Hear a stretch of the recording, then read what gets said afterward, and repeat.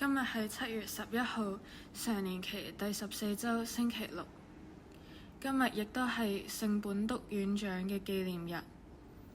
今日嘅聖言金句係《依撒意亞先知書》第6章第8節：我在這裏，請派遣我。靈火運動為大家提供嘅默想主題係祈禱與勞動。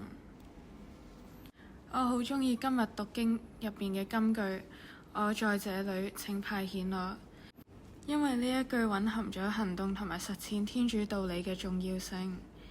聖本篤以祈禱同埋勞動作為隱修生活嘅原則，我覺得真係好適合我哋喺俗世生活嘅基督徒去效法。作為教友，我哋大都明白彌撒嘅意思就係派遣，所以喺彌撒入面，我哋進行咗好多祈禱嚟準備我哋嘅心志，為咗接受派遣去勞動，就係喺生活入邊去傳福音。好多人以為有宗教信仰嘅人只係一味祈禱，以為宗教信徒只係嚮往脫離世俗嘅生活，不吃人間煙火。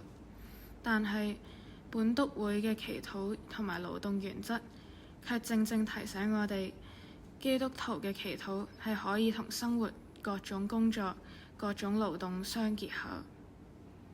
祈禱係為親近天主，聆聽上主嘅聲音，領會天主嘅旨意，作為我哋生活入面嘅導向原則，好讓我哋喺勞動入面、喺生活入面嘅每一個行為，都按住天主係愛嘅原則標準去行事。所以勞動都可以係一種祈禱。基督徒並非只是出世，也是入世。耶穌基督為咗我哋做個榜樣，佢醫治病苦嘅，憐憫窮困嘅，幫助幼小嘅。耶穌基督透過各種行事，顯示俾世人天主嘅愛同埋恩寵。那麼作為基督嘅信徒，我哋喺每日嘅生活入面，都一樣可以愛我嘅近人。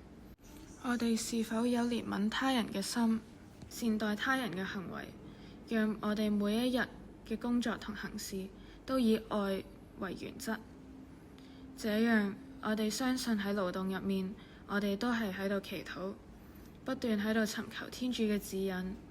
我哋相信只有這樣，先可以讓人們認出我哋係跟隨主耶穌嘅基督徒。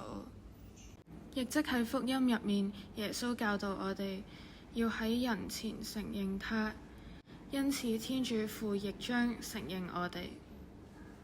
今日嘅祈禱係：仁慈的天父，求你按我們各人所可以做的派遣我們，讓我們為你在世上實踐你各種的計劃，讓這個世界更加平安和喜樂。阿們。願主祝福大家。